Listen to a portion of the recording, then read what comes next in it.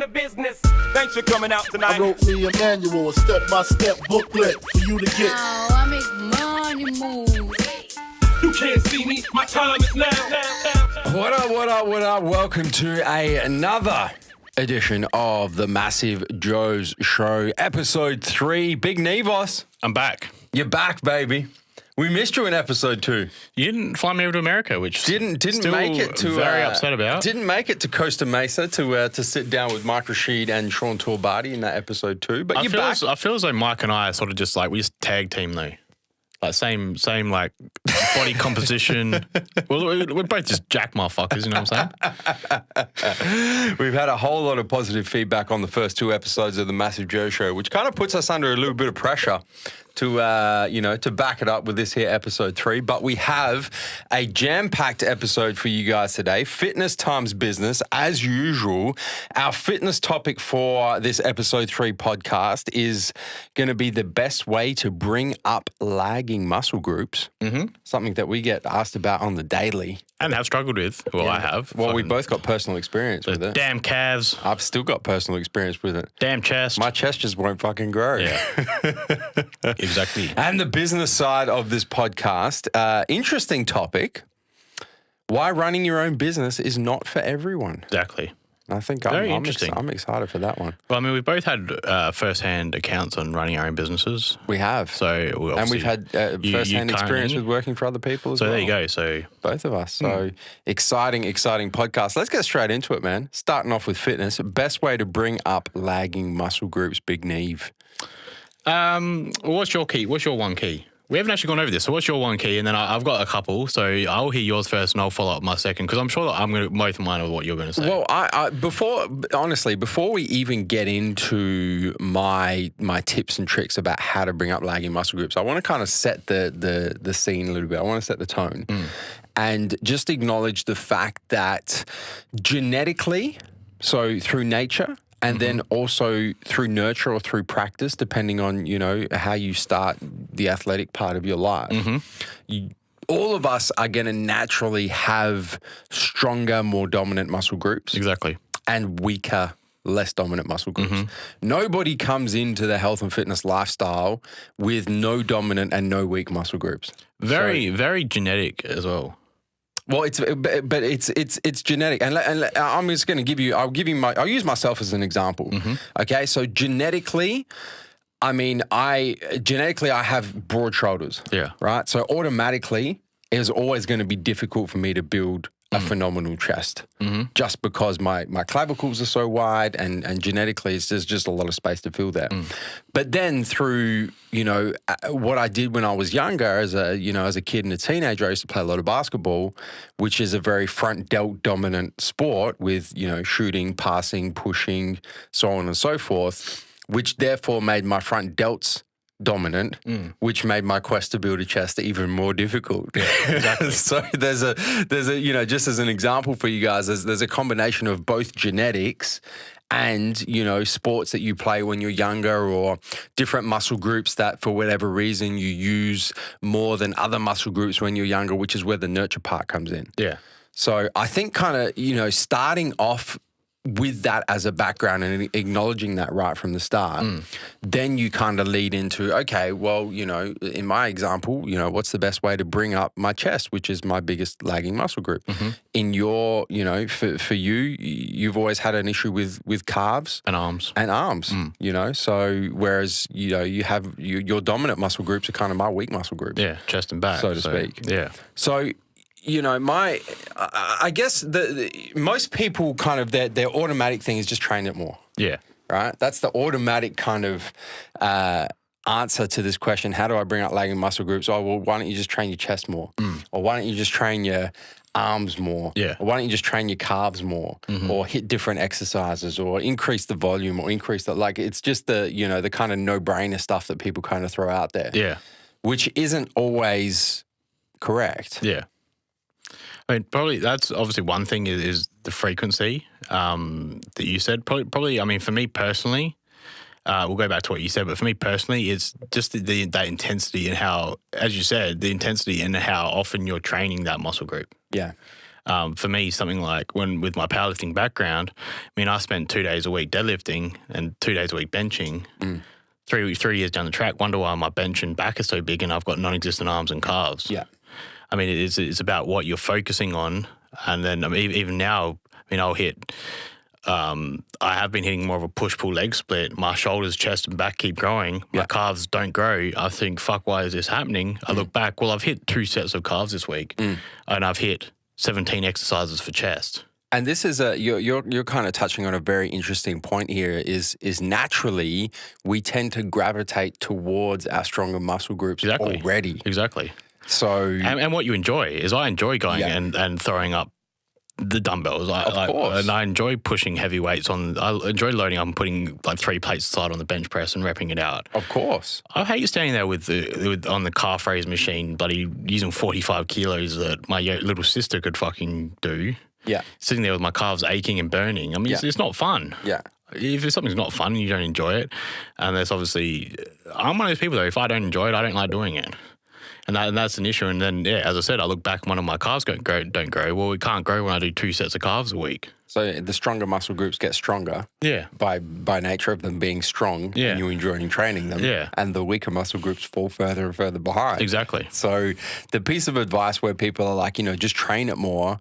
I mean, in theory, it makes sense, but in practice, a lot of people struggle to implement that. Well, that's the thing. I mean, practically, I know that my calves are my weak point. Yeah. But do I go and do anything about it? No. Do I go train it more often? No. No, even though you know that that's probably the most obvious thing to do. Yeah. So I mean, from my perspective, I think that really the first thing that you need to do, and this is kind of why I started this podcast out with the realization, the understanding that people do have stronger and weaker muscle groups.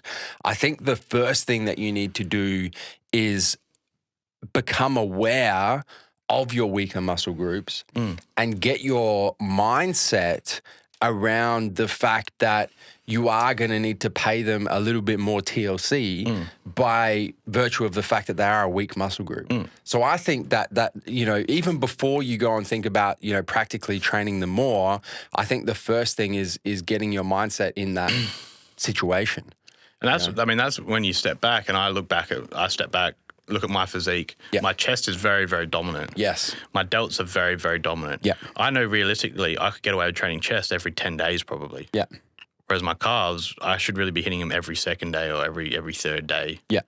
With high volume and different everything. Whereas chest, I could go in and I could realistically, pretty much lately, I've been going in and hitting 4 exercises for chest, like 12 working sets, 15 working sets, once a week, and my chest continues to grow. Whereas my calves, as I said, like I've been needing to hit them 2 times a week, 3 times a week. So I've kind of said that I've got over dominant front delts. You want to know when the last time I did a shoulder press was? It would probably be the last time we were trained together, which is almost 2 years ago. Yeah, it would be. It would be. So that's the thing is you have to look back and you have to take a bigger picture as well and have a look at the bigger picture of, all right, my front delts are a bigger muscle group. Yeah. But you sit back and you look, all right, well, what's happening?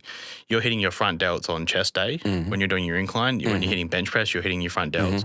When you're doing your front cable fries because you roll your shoulders forwards, you don't keep your shoulder blades retracted, you're hitting your front delts in that movement. You're hitting your front delts in shoulder day while you're pressing. On chest day, I'm doing heavy weighted dips. But because I'm putting too much weight on my heavy dips and I'm not really using my triceps, I'm leaning over to be able to push more weight. I'm bringing my front delts in to be able to press those heavy weighted dips. So yeah, okay, I'm not front. When you wonder, well, shit, why are my front delts continuing to grow when I'm only hitting them 1 time a week? Well, realistically, when you're actually looking at what other days you're hitting them on, you're hitting them 3 or 4 times a week.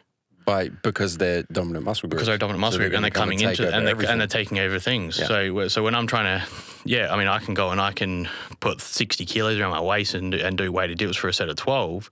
I can use no weight and do. I mean, I've hit like 46 dips in a set because of my chest. But when I look back, my fucking delts are that pumped. They're like they feel like they're about to explode like cannonballs. Yeah.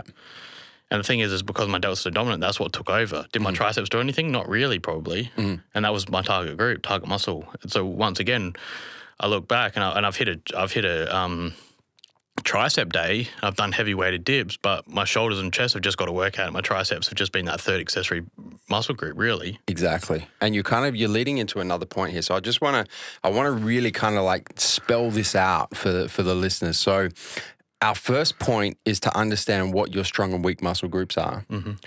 Our second point is to actually stay away from the exercises that are going to make your dominant muscle groups more dominant. Mm-hmm. So, make space in your training split by removing a lot of those exercises. Like I said, I haven't done a shoulder press for 2 years. Yeah.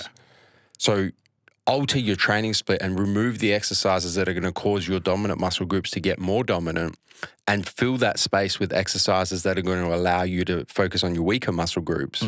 And then the third point, which is what you're starting to get into now, is really lock down that mind-muscle connection with the weaker muscle groups, so that when you're doing exercises where your stronger muscle groups can come in and take over, you're not allowing that to happen. And that's what's going to naturally happen. And those two examples that I just used then are prime examples. Something like a pec deck, which is great for activating your chest when you want to be hitting your chest day, but because your front delts are more dominant, that's what will happen is your shoulder blades will come forwards, you'll lean into it because you're trying to get more weight out, and your front delts, it'll become a front delt movement instead of a chest movement. As I just said, with dips, we all know that sort of you can keep more upright and try and take your chest and your shoulders out of it and hit more triceps. But once people start fatiguing, your muscle groups start failing, you're going to start leaning forwards into it. You're going to start bringing your chest and your front delts into it and taking your triceps out of it. So once again, I've tried to be hitting my triceps and my front delts and shoulders have taken over the work. And I think that mind-muscle connection, and I speak about it a lot in a whole lot of different contexts, but I think especially when you've got aesthetics in mind, so you're trying to change the way your body looks, for lack of a better term, it is the number one piece of training advice.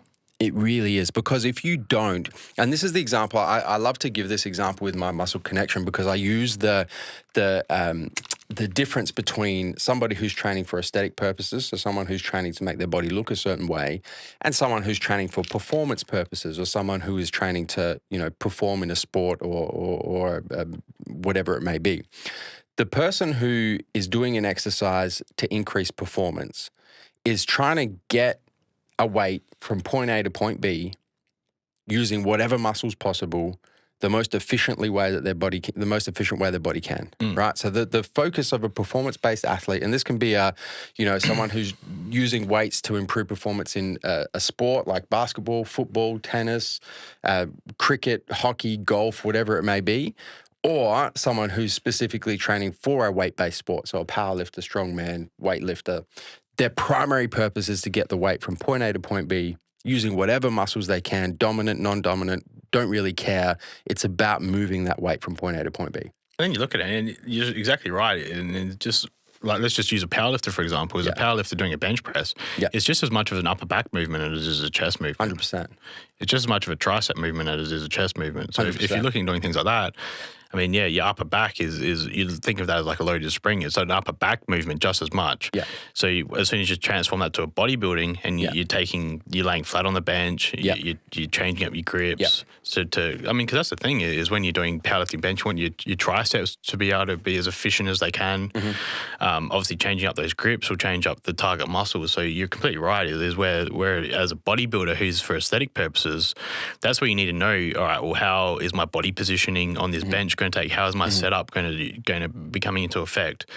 A thing that I see a lot of people doing is they'll go to, let's just say, an incline hammer strength plate loaded machine, because that's one I see all the time. And people, instead of sitting back flush with their bum in the where the seat and the back sit, their bum is sitting at the front, almost their bum's almost off the front of that pad, and it becomes almost like a flat bench press, flat chest press. Yeah. So people, it's human nature to be able to do something, why would you want to make something harder for yourself? That's the thing is... Well, you would if you were focused on building aesthetics. That's it. But it's human nature to make things as easy as possible. That's right, yeah. It looks a hell of a lot better when I've got half the gym staring at me when I've got 4 plates aside on the hammer strength and I'm getting it for reps, but who knows what muscle is actually doing what. If you got 1.5 plates aside, I'm doing nice, slow, controlled mind-muscle connection, working on the negatives, focusing on the contraction, getting the squeeze at the top of every rep, I'm going to be activating that much more chest muscle. But yeah, it doesn't look as cool in the gym. Yeah. I'm not using as much weight. I can't go post that on Instagram because people laugh at me for using 30 kilos aside on hammer strength. Yeah. But when I could just be throwing it up and bouncing off the weights and bouncing off my tendons and ligaments and getting 80 kilos aside, that's another thing is your setup as well. And this is really kind of getting to the point I wanted to get to with my muscle connection is a performance athlete is primarily focused on getting the weight from point A to point B using whatever muscle groups possible in the most efficient manner, whereas an aesthetic-based athlete is focused on using the weight as resistance against a particular muscle contraction. And that muscle contraction are the muscles that they're trying to stimulate with that particular exercise using that particular weight. Yeah. So it's a complete shift in mindset. And when you start looking at the best way to bring up lagging muscle groups, you 100% have to have the aesthetic athlete's mind-muscle connection. Yeah. You have to.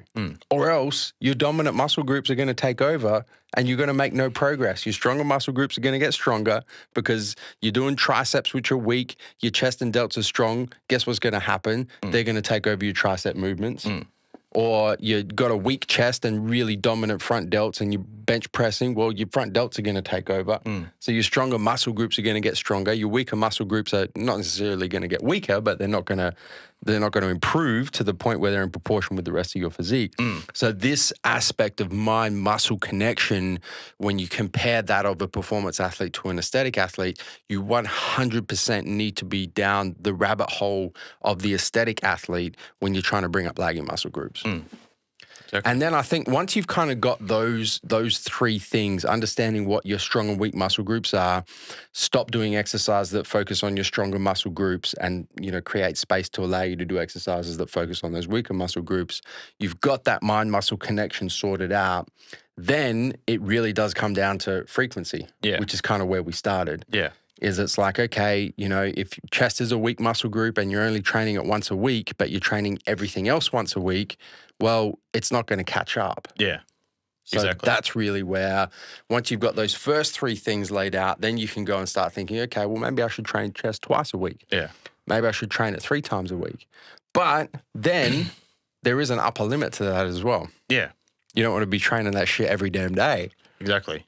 I mean, I think another thing that you can, a good way to track that is the number of total sets you're doing per muscle group. So depending even how you are splitting up your sessions or how many sessions times per week you're doing it, I think you really need to look at total number of sets per muscle group per week. Yeah. By that, I mean, let's just go, I know you follow a traditional bodybuilding split. I do. Bro split. Let's say bro split. So let's just say we're doing a 5-day bro split for argument's sake. Back, chest, shoulders, arms, legs. Your calves are lagging. Well, okay, let's go look at your leg day. You've gone and hit leg press, you've hit squats, you've hit hack squats, you've hit leg extensions, hamstring curls, stiff leg deadlifts, and you finished off with standing calf raises. 3 sets. 3 12. sets of standing calf raises at the end of a workout. Whereas your chest, which is a dominant muscle group, you've gone and hit 6 exercises and you've done drop sets. You've done, name it, anything you want to name. But you know what I mean? You're hitting 36, you're hitting 35, you're hitting 30 sets for chest. Yeah. Your chest is growing. Why is my chest getting so big and my calves aren't growing? Yeah. You've just hit 12 times the amount of total sets. Yeah. Compared for chest compared to calves. I'm wondering why your calves aren't training. Yeah. Aren't growing, sorry. Yeah. It really does come down to a numbers game at that point. Yeah. You do need to look at the frequency and the volume. And if you're trying to get a particular muscle group to catch up to stronger muscle groups, well, you need to be hitting it with more volume and ideally more frequency as well. And that's the thing is when people come up to you, you've got IFBB Pro-esque. Well, you're an IFBB Pro, but sorry. Thanks, Steve. IFBB Pro bodybuilder. Yeah. Like performance enhanced, insulin, fucking GH, everything, calves. Yeah. Like they're ridiculous. Yeah. And people say, how did you get your calves so big? Yeah. When you were younger, you used to go on a full day dedicated to calves. Correct. A full workout just doing calves. Correct. 4 or 5 different exercises, different angles, different steps, different intensifying techniques.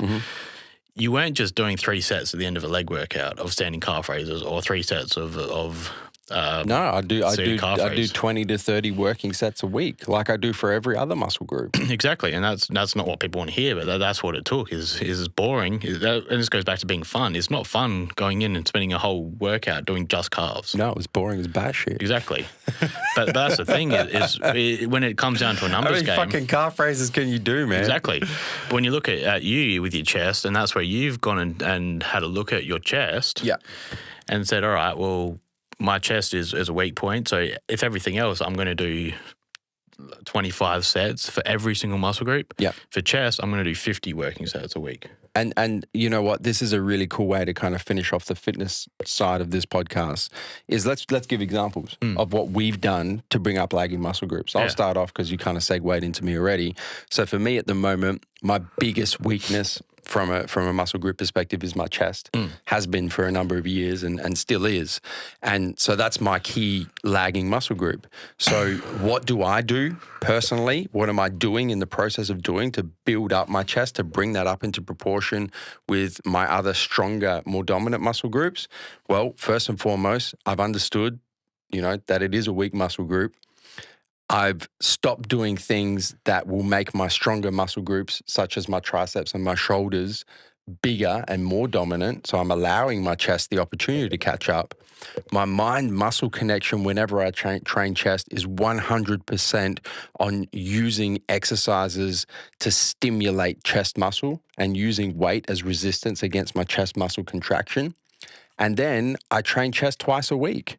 And I train it twice a week with anywhere from 20 to 30 working sets, whereas every other muscle group gets 20 working sets. So I'm literally doing at least twice the volume per week of every other muscle group that I train, and sometimes 2.5 times the volume, depending on which muscle group you're comparing it to. Yeah.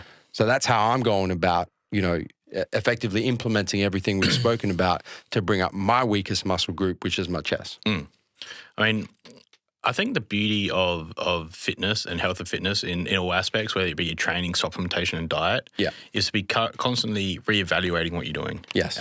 And progressing with what you're doing. Yes. So what worked for you a year ago might not work for you now, or what you thought was working. Yeah, but you know what, Neve? Like I 100% I see where you're coming from, but the final thing that perhaps we didn't mention when we're talking about bringing up lagging muscle groups is patience. Oh, that's exactly right. That's like my chest. So I've been doing this with chest. What I just told you guys, I've been doing it for the better part of 3 years. Yeah. And my chest is still a weak muscle group. Yeah. But I'm realistic, and I know it's gonna it's not gonna happen in a year. It's not gonna happen in 2 years. It's gonna take fucking 5, 6, 7. I've been training, competing for 13 fucking years. It's taken, take 3 years away from that. It's taken 10 years for my chest to get weak. So it would make sense. It's going to take 10 years for it to get back to where it needs to be. Exactly. You know what I'm saying? So I mean, I'll explain what I mean when I said that. Is I look at how my training's evolved over the years. Yeah. And then I'll sit back and I'll reflect on what I've done on my training cycle for the past 6 months or 3 months and see how my body's progressed. Yeah. What's made changes, what's gotten stronger, what's gotten smaller, how my measurements have gone, those kind of things. Yeah. So I mean, like I went and did just because of the way my training was going, I was doing a push-pull leg split. Yeah. Push-pull leg, push-pull leg. Yeah. The thing with that is I found that hitting push-pull leg, your chest and back would have just fucking dominated everything. And those monstrous quad sweeps. Exactly. So your strongest would have just gotten stronger. And that was the issue. Yeah. And then doing biceps, I found that doing like on a push day, I was doing 2 chest exercises, 2 shoulder exercises, 1 or 2 tricep exercises. And tris are a weak muscle group. Tris are a weak muscle group. They weren't getting enough activation. Yeah. So that's what I'm saying is I look back and I said, well, look, this is how it's been happening. Look, I've gotten good growth from my chest and back and my shoulders. My muscle groups have gotten stronger, as you said. Yeah. But look, the weak muscle groups I really want to bring up haven't gotten any bigger. So I took a step back. Yeah. Changed it to a push-pull leg arm day. Yeah. And I chucked arms on their own on the 4th day. Yeah. Had a day off, started again. Yeah. So that way I wasn't doubling up on any muscle groups. After legs, I was hitting arm day. So I was having a day off in between my push day and pull day, leg day, then arms. So my upper body was still in that rest. Yeah. Having a day off after that and then going back to push, pull, leg, arms. That was good, but then I just found out that, look, my arms probably still aren't growing like they need to. Like I was hitting like 2 exercises on bicep day. Like 2 exercises on biceps on pull day, and I was hitting maybe 3 exercises on on a arm day. So I was getting anywhere from sort of 4 to 6 exercises still, and I just thought, well, fuck, my biceps really still aren't getting the attention they need to grow. So just recently, in the last couple of weeks, I've gone back to a bit more of a bro split, and I've chucked biceps on their own in one day, triceps on their own in another day, and giving them a full day now. There you go. So that's what I mean by reevaluating your training, looking back and seeing how the results have gone, and then making slight changes to your training, just as you would with your diet. Yeah. Oh, look, I've upped my carb intake, but I've gotten a little bit chubby here. I need to cut my carbs back. So things like that. Obviously, it's probably not quite as noticeable with a diet, because diet, you can see changes over a couple of weeks if you're at a lower body fat. But as you said, it's patience. It's giving your program long enough to actually time to work. Yeah. But reevaluating it and not so. I mean, doing the same thing. What's that saying you say about doing the same thing over and expecting a different result? It's how you know you're psychopathic. Yeah. It's doing the same thing over and over, but expecting a different result. Yeah, If I'm doing the same workout over and over again, and year after year, if I'm doing a bro split, I've been doing that for 5 years, and over those 5 years, my arms haven't grown, but my chest and back have kept getting bigger. Yeah. Why am I going to keep doing that when that's not what I want? I want my arms to get bigger. So you got to change it up. So I mean, that's the thing, is reevaluate your training, look back at what's worked, what hasn't worked, and make changes to make it work. All right. So before we segue into business, just to distill it out, cap it off for you guys, our pretty much 5-step process to bringing up lagging muscle groups.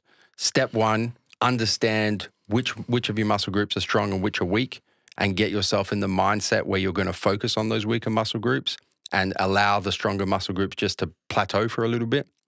Step 2, stop doing exercises or stop focusing on a particular split that allows your stronger muscle groups to take over and get more stronger and more dominant.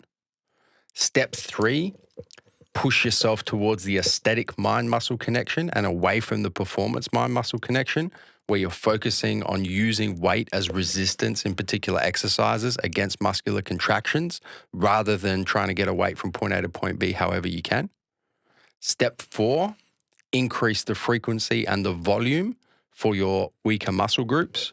And step 5, be patient, but also make sure you're evaluating and reflecting on whether or not what you're doing is actually working. Boom. Covered it. Neve and Joe's 5-step process to building up lean. Let me start again. Neve and Joe's 5-step process to bringing up lagging muscle groups. So when you got 20-inch pythons next year, that's it. You can say episode 3 of the MassiveJoes Show. Fuck. Yeah. I owe them, guys. All right. Business.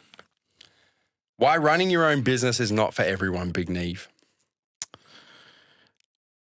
I'll lead off. I have a lot to say, but I'll let you lead off. Okay. So I put a post up on my personal Instagram. If you don't follow, at Joseph Mencel, it's where it's at. I put a post up on a Sunday night a couple of weeks ago. It's not a new post. It's a post that I've actually reposted a couple of times. I think I first wrote it a couple of years ago, actually. And it was a post where I talk about the perceived benefits of running your own business / being an entrepreneur / being the boss. And everyone, who isn't focuses on the perceived benefits and how different or how distant the perceived benefits are from the reality of running your own business / being an entrepreneur / being the boss. I mean, it's gotten so much worse in the age of social media and Instagram. Yes. That is the biggest problem, I think. Yep. The issue is that Instagram and Facebook is a highlight of your life.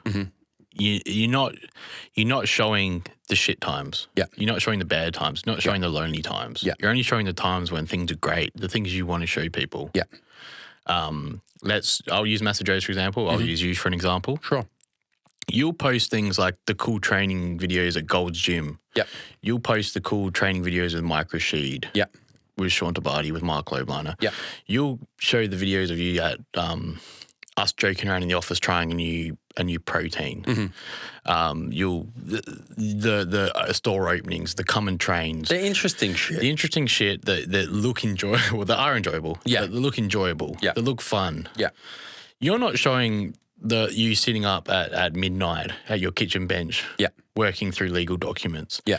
You're not showing you not at family events. Or the times you missed out on engagement parties or friends' birthdays over the years, or the family trips that you've missed out on, or when you are on a family trip, you sitting back at the hotel room while they're out. You're not showing the stress of financial stresses. When all business go through ups and downs, but you're not showing any financial stresses. You're not showing any of the employee HR issues. I mean, those kind of things. You're never showing the negatives of business, and companies never do show the negatives of businesses. It's always just showing those positives. Correct. And people get that. I'm sure people say to you, and I've heard it before, and people say it to me as employee, but they're saying, oh, you're so lucky to work at MassiveJoes. All you do is lift weights and try supplements and shoot videos. Yeah. Yeah. Like, that's legit what they think Yeah. MassiveJoes is. Yeah. They don't see the time and effort you've put on, and they don't see the behind the scenes work. So they don't see back to 2003, even 2002, correct me if I'm wrong, but the time of you selling protein out of the back of your car. Like, they don't see the amount of time it's taken to build this business. It's No, not of something course that's... People might have heard of MassiveJoes 2 years ago through Instagram or YouTube. Or the last 6 months. Last 6 months, but they haven't seen the 14 years before that of the stresses, the tears, the losses that you've encountered, The challenges. to get to where you are now. Yeah. I think, it's an interesting topic, and it's kind of come up, and we wanted to discuss it in this podcast because I think, yourself as well, moving from national sales manager, where you kind of started at MassiveJoes and have been for the better part of the first 5 years you've been with this company, where you were very much task focused, you were just worried about, primarily the online sales of this business. And, we're kind of in a bubble, so to speak, moving into the general manager position over the last 6 months, where you've literally, I guess kind of had your eyes open to all the different facets of the business from, obviously still sales, but then you're looking at, you're looking at the financial side of the business, cash flow, you're looking at HR, you're looking at wholesale sales, you're looking at retail sales, you're seeing all these different moving parts. And I think it's been a good insight for you into like how much shit actually is going on. Yeah. And a good contrast for you as well, because, you've had experience running your own business as well, before you started working for MassiveJoes. And I guess now as GM, you kind of see like the amount of shit that I've got on my plate, and the amount of stuff that I have to do that, employees don't have to do, because they're not ultimately accountable for the failure or success of the business. They are for their particular part of the business, but ultimate accountability rests on me. Yeah. And I think it's been, kind of an insightful process for you. And that's why I'm excited that we're kind of talking about it in this podcast, because I think it's, it's going to give us a little bit of contrast in both directions. But, I wanted to kind of kick it back. And the reason why I wrote that Instagram post, about the difference between perception and reality of entrepreneurship and running your own business and being the boss, so to speak, is because like right now, at this point in time, it's so in fashion. Everyone wants to be an entrepreneur. Everyone wants to be an entrepreneur. Everyone wants to run their own business. Everyone wants to be the boss. You go back to like my parents, my grandparents, like being your own boss, being a quote unquote entrepreneur, running your own business was like shit. Like that was not what you said. Like you set out to get a good education, get a good job, be employed by somebody. Yeah. Like that was what was put on a pedestal. That was the ultimate aim. And now, like it seems like in this time of, and I think social media has had a lot to do with it because of what you spoke about, where what you show on social media are the highlight reels. Social media is kind of got entrepreneurship and running your own business and being the boss on this fucking pedestal, and it's so in fashion at the moment, but people really, don't understand what's involved. And that's the thing is ever since I was 15, I've never really wanted to work for people. I've never enjoyed working for people. And I've made, this. Yeah. Which is why I think you and I have worked together well as a team, because we both have business ownership and business management strengths. Yeah. We don't have that employee mindset. We've got a business ownership mindset. So I think we both work well together, and why MassiveJoes has grown well with us working in unison or working together with each other. I did have my own landscaping business, but I can go into that further later on.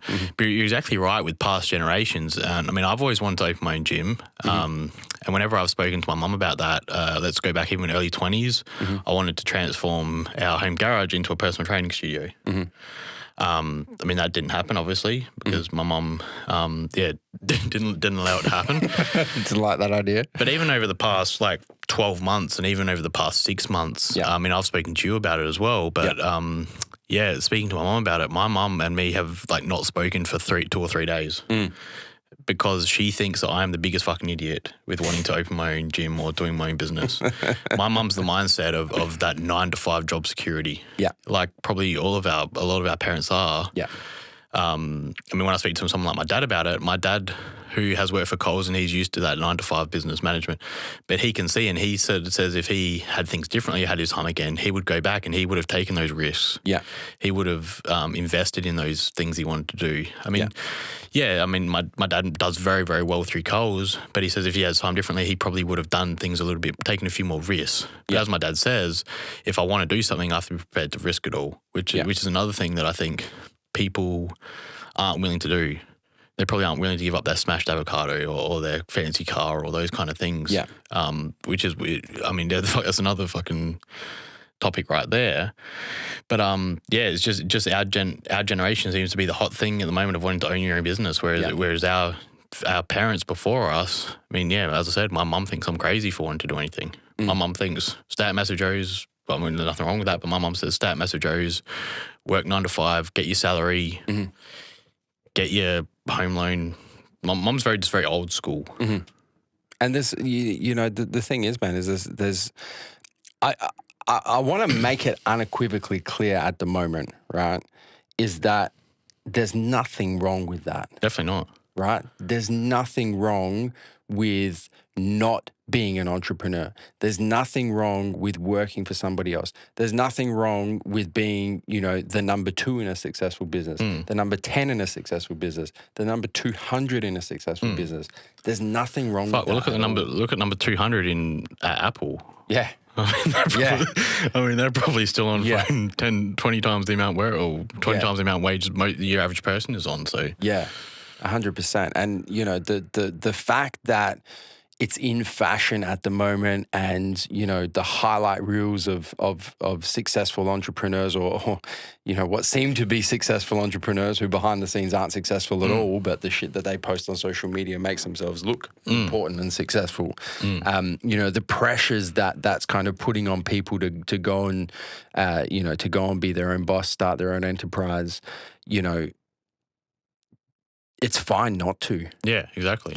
Don't feel actually, I did an Instagram live about this the other night because I got asked this question. Don't feel the pressure of other people's opinions, or even sometimes not of other people's opinions, of what you suspect other people's opinions are that actually aren't other people's opinions at all. Don't feel the pressure to go and do something that you're not suited for. I mean, look, my sister, since she was 3 years old or 2 years old, wanted to be a school teacher. Yeah. And that's what she's gone and done, is she's wanted to be a school teacher. It's never once crossed her mind to go start her own school. Or start your own tutoring business or anything. That's never crossed her mind. My sister has always just wanted to be a school teacher, and there's nothing wrong with that. The thing is society will always need school teachers, or always need ambulance drivers, always need firefighters. It's always going to need doctors. Yeah. It's always going to need those very well-paying jobs that are going to be around until robots come and take over, but they're going to be around for at least our lifetime. 100%.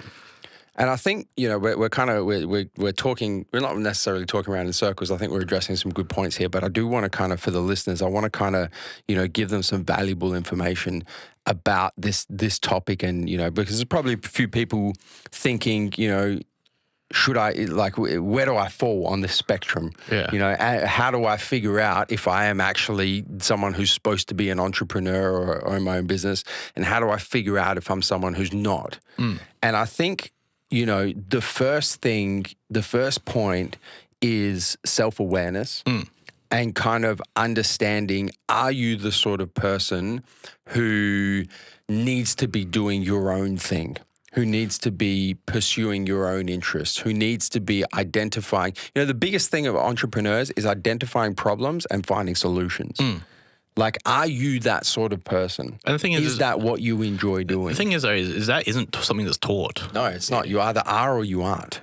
And it is something that you're just self-aware of, though, I believe. Yeah. Either you know that you can run a business but it's not something you're self-aware of, because I know so many people who I'm like, how the fuck are you in business?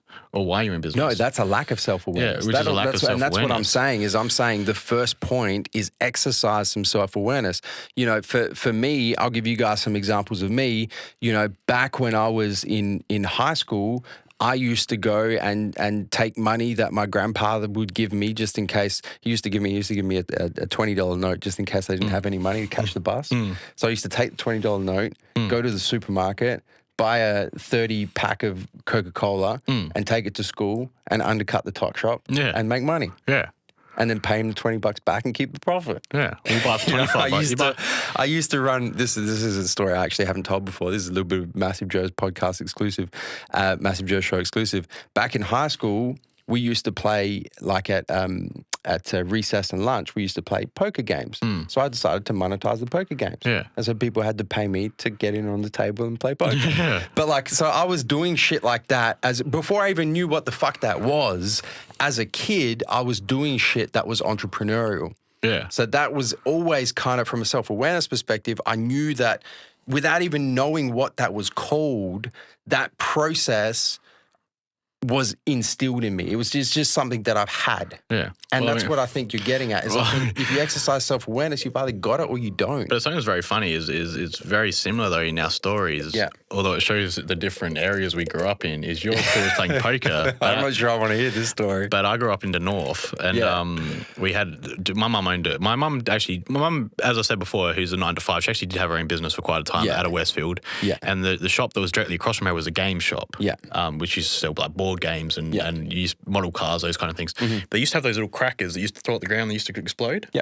I used to buy them and then take them to school, and people used to buy them off at recess and lunch to throw at kids. Yeah. Or throw at teachers and stuff. But it's the same thing. Yeah. Is you used to buy them and just say, oh, look, I'll buy, like, you buy 10 packs of them, buy 10 packs of 20. Yeah. And you used to go sell them for $2 each, and people used to go buy 5 off you for $10, and you used to make profit out of it. But yeah, as you just said, it's not something that you knew what you're doing. You didn't think, oh, this is a scalable business model or anything like that. You just thought, oh, fuck, I can... You saw an opportunity and you figured out a solution to it. Yeah. You know, that's at its heart. That's effectively what it is. So that's the first point, is exercising self-awareness. The second point, and this is a big, big, big one, and this is where I talk about the difference between perception and reality, is understand what you want your lifestyle to look like. Exactly. Like, firstly, you need to know what the reality of being an entrepreneur, being a boss, running your own enterprise is. And is that how you want your lifestyle to look? You know, you gave some examples. Like, do you want to work till midnight every fucking night? Do you want to not have weekends off? Do you want, like, you see me when you come in here on weekends? I'm here every fucking day. Do you want this financial pressures of running a business? Like, is that actually what you want your lifestyle to look like? And the thing is, as well, is just one step, just add on to this, is if you're going to be doing that, fucking make it something you love, though. Well, we're going to get to that in a second. Okay, so I'll just stop there. But that's the thing is what you said is I started my own landscaping business when I was about 20. Yeah. So straight out of high school, all my mates wanted to be physios, they wanted to be chiros, they wanted to be school teachers. I wanted to either lift weights. Yeah. I thought, that's why I said lift weights or play AFL football. I didn't know how I was going to make money lifting weights, and I never hit 6 foot, so I had to find something else to do. Yeah. I always enjoyed gardening, like mowing the lawns and those kind of things. Yeah. Which is more of the sort of artistic flair, I guess, even though I'm shit at art, but that sort of like that designing and seeing something Creative. It's creative flair. Yeah. And I enjoyed landscaping, enjoyed having something from scratch and then seeing that end product, so that creativity. So I worked for a guy for a couple of years and then made a lot of good contacts in the industry, just through doing jobs and going to the landscaping yard. So I decided to start my own landscaping business. And I thought, fuck, here I was at 20 and I was making $100 cash a day. So I thought I was rolling in cash at 18 or 19. And here I was getting $500. My mates were on $230 on their electrical apprenticeships. And I had like shoe boxes of 10 grand cash because obviously I was living at home, had no outgoings. I had like shoe boxes of cash. Yeah. And here I am thinking, oh shit, this is great. Imagine if I did my own thing. Like I could have fucking 10 shoe boxes of 10 grand cash. Yeah. I'll have $1 million by the time I'm 25. Yeah. I actually said that. I said I'll be a millionaire by the time I'm 25. Yeah. And that fucking hasn't happened. But but the thing is, I thought, yeah, this would be great. I mean, the things you don't see in business is dealing with customers. I'll just name a few things off the top of the head that I never even thought of. Yeah. Is dealing with customers, constant phone calls from customers. Where are you? This sprinkler head's blown off. Where's my quote? Those kind of things. Yeah. Finding jobs to go do. Actually, like you don't just at a landscaping working with somebody else. He told me where to be at 7 o'clock on a Monday morning. Being your own boss, you have to find that work. You have to go out there and do those quotes. You have to win those quotes. You have to go home and quote those jobs up. You have to order the materials. You have to get the materials. The materials don't just get magically delivered to you on a truck. Like designing the jobs. Then at the end of the day, obviously stuff like your BAS, your taxes, keeping those kind of people happy, paying your wages. So making sure, obviously, if you go and buy, paying your accounts as well. Yeah. I mean, yeah, it's great to go and buy $300 worth of plants, but you have to pay that. I mean, at the end of the day, when you've gone and quoted someone $3,000, the materials have cost you $2,900 because you haven't budgeted correctly, and you've got $100 for the week. At the end of the day, it's like, well, fuck, okay, I've got $100 this week to live on. So a lot of those little things that a lot of people just don't think of when they think, oh yeah, this would be great. Think of the money I can make if I'm doing it for myself, and the boss isn't taking money. Yep. Well, you didn't have to worry about any of that kind of shit. You just rocked up at 7, left at 3, got my hour of smoko. Yep. Went home. Took home your paycheck. Yeah. And game over. Had my $500 in an envelope in his letterbox on a Friday afternoon. Yeah. I didn't have to worry about going back till Monday. Yeah. I mean, in the end, I was working 7 till 5 at night, doing quotes at 6 o'clock, getting home, looking through the quote books or going through the prices that I'd called about during the day, writing quotes up, putting them into a spreadsheet in Excel, sending them off, emailing to clients, following up. Then at the end of the day, putting your... You were probably earning less per hour. dramatically. When you do the per hour. When you look at the per hour, it was crazy. And then because of that, and because I was trying to get ahead, I mean, I was working 7 days a week. Over the course of 4 years, I probably had 3 days off. Yeah. And that was the thing. Like, pretty much Christmas days were the only days I had off. Yeah. Literally. Yeah. The thing as well is stuff like wet days, rainy days. If it's too hot, where you've got a boss, oh, look, there's a fucking 3 drops out on my head, I'm going home. You can't do that as your own boss. If you don't work, you don't get paid. So so many little things like that, you just do not think about. And I think, it's great that you're bringing that up as well, because that's kind of a segue into the third point, which is accountability. And this is something with entrepreneurship and running your own business that, I think a lot of people kind of get the concept of, but there's a big difference between understanding it in theory and understanding it in practice, is that when you run your own business, you are ultimately accountable for its success, but more so for its failure. Yeah. Like you are the last line of defense. Yeah. You are ultimately accountable. You can't, if your staff mess up, it's your fault. Yeah. You can blame staff all you want, but you're the person that hired them. Yeah, exactly. You're the person who let them, into that position and allowed them to make the mistakes that they made. You're ultimately accountable. You're accountable for, the stresses of quoting correctly, as you mentioned. You're ultimately accountable for everything that goes right or wrong in your own enterprise. Another thing is the motivation. You have to be very extremely self-motivated. Yeah. I mean, there's days like if I'm feeling a bit sick today at work, fuck, I might sit there, look, Joe, I'm not feeling too well. just sit there, punch out some emails, go through the motions of which probably everyone does in their jobs when you're not feeling well. You go through the motions. Probably did I put in 100% effort today? Probably not. I had a bit of a sore throat. Yeah. You can't do that as your own business. Well, you can, but it's going to be reflected. Exactly. A job because you're ultimately accountable for it. A job that should have handball that shit. And a job that should have taken me 2 days has gone and taken me 6 days. Yeah. A job that I've quoted for this job's going to take me 25 hours and the end it's taken me 75 hours. Yeah. Well, fuck, here I was making $100 an hour. Now I'm making $33 an hour. And I think, I think a lot of people really struggle with accountability. Yeah. They really do. You know, people, especially in our generation, man, people are so quick to blame somebody or blame an institution or just fucking blame. When you're your own boss, you can blame all the fuck you want. Yeah. But ultimately it comes back on you. Exactly. I've got a saying that I use around here a lot. When you point the finger, there's 3 pointing back at you. Really, that's a saying for me. It doesn't really apply to anyone else. Yeah. But it kind of does. But when you're running your own business, you are at fault for everything that goes wrong. Yeah. Everything. Exactly. And I think a lot of people struggle with that. Yeah. And I think that this kind of all ties into, the final point is, if you're thinking about going down this path, if you're going through this checklist and you're like self-awareness, yep, cool, I've got an entrepreneurial streak. Lifestyle, yep, I'm happy to give up my weekends, time with friends, time with family, money, all of the perceived benefits. I'm happy to actually live the entrepreneurial lifestyle. I'm cool with accountability. I get it. The last thing is, make sure that whatever you're going to do, whatever you're going to pursue, you are 100% passionate about. Like, not like you like it, not that you love it, that you're like, wake up in the morning, it's what you think, it's the first thing you think about, last thing at night, it's the last thing you think about. Fucking, it is like you are passion. I just laugh into myself because make sure that as well as being your passion is something that you want to go and do.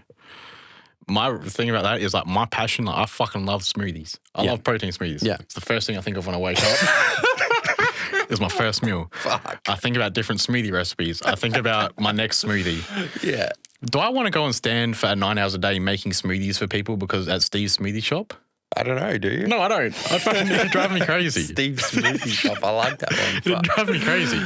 But the thing is even if it's your passion, I'm very passionate about coffee and fucking and protein, is make a list. And that's another thing but you it's do. Not, the thing is though, man, is you're not passionate about it, you like it. Yeah, true. That's the difference. Yeah. I had a couple of discussions with... it should be things that you think of subconsciously without knowing you're thinking about, 100%. And which is the same as you and I. We're constantly thinking of weight training. We're both constantly thinking of supplements. We're both constantly thinking of body goals. Those kind of things is that fitness and lifestyle. We both live it and breathe it. The thing is, I had a couple of conversations with some people at the Arnold this year, back in March 2018, at the MassiveJoes Mega booth, and the conversations were along the lines of people asked me what I do when I burn out. These were people that were running their own business. I can't remember exactly what they were doing, but they were entrepreneurs running their own business, and they were like, I feel like I'm burnt out, man. Like, what do you do when you get burnt out? And I talked them through it and kind of got it out of them. And effectively where we ended up is what they were doing, they weren't passionate about. Yeah. I'm like, man, honestly, like I get tired, I get run down, but I don't get burnt out. Yeah. If you're getting burnt out, you're not passionate about what you're doing. You may like it. Yeah. You may love it. Yeah. You may like the idea of it, but there's no passion there. You don't get burnt out doing something you're passionate about doing. And that, at the end of the day, is what I realized with landscaping. Yeah. Is I didn't love standing in the fucking heat in the sun. Yeah. I didn't enjoy getting sunburned every day. Yeah. I didn't enjoy walking around wearing 7 layers of clothing because it was a 6 or 4 degree morning. Yeah. I didn't enjoy constantly kneeling down in mud with dirt all over my hands, putting in a sprinkler system, or I didn't enjoy having to dig that 10-meter trench. Yeah. Yeah, I enjoyed landscaping, but at the end of the day, I didn't love it. Your passion for landscaping didn't outweigh all of those things that you didn't enjoy about it, and especially those as I said before, those factors of being your own boss. Yep. just added on top of that. And this is where it all ties in, man. Like if And that was what I was thinking of. I'm like, I could go work 9 to 5 Yep. for my dad at Coles. Yep. This was before I found MassiveJoes, but I'm like, fuck, I could just go work 9 to 5 for my dad at Coles. Yep. Have a steady wage. I could have my super paid for. I could have a boss that tells me what to do. I don't have to use my fucking brain. I could have money in the bank. I can have nights off, weekends off. Yeah, I can actually Holidays. get a home loan because I have financial records. Yep. That was And you're another not big self-employed. That was another big thing. And I'm happy to delve into this share this knowledge with you now. Yeah.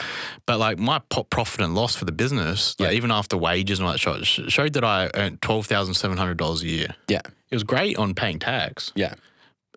I couldn't get a bank wouldn't even look at me. Yeah. I couldn't get a car loan, let alone a fucking house loan. Yeah. Is you have to look at all those little things. And that was another big thing is I was getting towards 24, 25. Yeah. I'm like, I can't actually get a house. I had a partner at that time. Yeah. Like, we can't actually get a house together. Yeah. Because it shows that I earn $12,000 a year. Yeah. Because the books don't show what banks want No, exactly. to see. Exactly. Yeah, I did. Yeah. I was taking a wage, but that's not what the profit and loss statement was showing. Correct. So Yeah. that's another thing you have to look at is those kind of things. And, you know, if you ultimately, if you're not actually 100% insanely passionate about what you do, all of these things, this accountability, these effects on your lifestyle, the not being self-awareness, all of these, when you come up against these brick walls, when you come up against these challenges, they're going to knock you down because your passion is not strong enough to get through them. And that's why, you know, ultimately, I mean, if you're thinking about going down this path of starting your own enterprise, running your own business, you know, passion is fucking everything, man. It really is. Yeah. But, you know, we've almost gone a little bit off topic here, but I mean, the purpose of this part of the podcast, the business part of this podcast, was why running your own business isn't for everyone. So, you know, we hope that we've given you guys some actual insights into what it looks like. But, you know, the thing that I kind of want to leave people with is, you know, looking at this kind of checklist that we've come through, self-awareness, effects on lifestyle, ultimate accountability, and passion. Like, if you're not 100% checking all these boxes, that's fine. Like, it's fine, man. Don't feel the pressure to go and start your own business or be your own boss because you fucking think it's cool at the moment. Because you know what? In 5, 10, 15, 20 years, it's not going to be cool. You know what's going to happen? The last recession that we had in, you know, the worldwide economy effectively was fucking 2008 was the global financial crisis. We're due for another one. And you know what's going to happen when that hits? All of this in-fashion entrepreneurship is going to go out the fucking door because so many businesses that have been able to fake these 4 points because the economy's been so good are going to fucking collapse. That's the thing. And I just want to go quickly back to the whole trying to do what other people, trying to impress other people. Yeah. Like trying to impress Gary and Lisa on Instagram by owning your own business. Yeah. Gary and Lisa aren't going to pay your fucking rent. Gary and Lisa aren't going to pay your food bills or your fucking hospital bills or those kind of things that come up. Yeah. Like at the end of the day, you need to worry about yourself. Exactly. Do what makes you happy. Don't worry about what other people think is cool or if it's cool at the moment to own your own, whatever it could be, business. I don't know. You know what I'm saying? Own your own business. Yeah. Those people aren't going to help you in any way. Yeah. Like, it doesn't matter what other people think. That's fine. Just do what you want to do. And it's, you know, running your own business, it's for some people 100%. And there's a bunch of you listening to this that are going, yeah, fuck. I did that shit when I was younger. I'm happy to sacrifice lifestyle. I'm cool with ultimate accountability. And I found something that I'm insanely passionate about. Fucking go for it. But if you're listening and you're not, that's fine. It depends. Don't go for it. It depends on, and I've got mates. I've got mates who will go and work for 3 months, like as a labourer. Yeah. Like making cement for brickies. Yeah. Like going and just being lackeys. Yeah. To save enough cash, they can go travel to Thailand for 2 months or 3 months. Yeah. Or go travel to Greece or live out of a backpack. Like that's what they want to do in life, and there's nothing wrong with that. It's fucking fine, man. Fuck, I wish I could go travel for. I'm like, fucking, can I get a piece of this action? Yeah, exactly. So, like, but they don't have worries. They rock up to work 9 to 5 or 7 to 3, whatever job they may be doing. Yeah. They make cement, go home. Fuck. If my biggest worry in the day was have I put the right ratio of cement to bricky sand to water? Yeah. Fuck, I'd be loving life. Yeah. And probably you would too, not all the stresses you go throughout the day. 100%, man. 100%. I think that's a good place to leave off, Neve. We'll probably keep going for another hour. We might just have to do a business podcast and just talk about this shit forever. But I think that's we've kind of I hope that we've given you guys some insights. Those of you who are kind of on the fence, I guess, about if you're thinking about going into business, hopefully this sways you one direction or the other. Those of you who are in business, because I know that a lot of people listen do run their own business, are probably like, yeah. Fucking, I feel that shit. Yeah. I know what's up. Well, maybe we've just solidified some people's thoughts. Yeah. And maybe we've woken up some people to like, is that what I actually want to do with my life? Absolutely. Because as Joe said, there's nothing wrong with being number 2 or number 20 or number 200. It's fine. It's fucking, there's lots of benefits to it, man. Lots and lots of benefits. Mm-hmm. Big Neve, do you have anything else you'd like to add? That's it. Before we roll on out of this episode 3 podcast? Roll out. Let's roll out. Thank you guys for tuning in. Until next time, where are we coming to and from, man? MassiveJoes.com. Stay massive. Thank you for listening to this episode of the Massive Joes Show. Make sure you subscribe on your favorite podcasting platform, whether it be SoundCloud, iTunes, YouTube, Podbean, Stitcher, or TuneIn. And if you enjoyed listening to this episode of the Massive Joes Show, ensure that you give us a 5-star rating on your favorite podcasting platform. Until next time, we're coming to you from MassiveJoes.com. Stay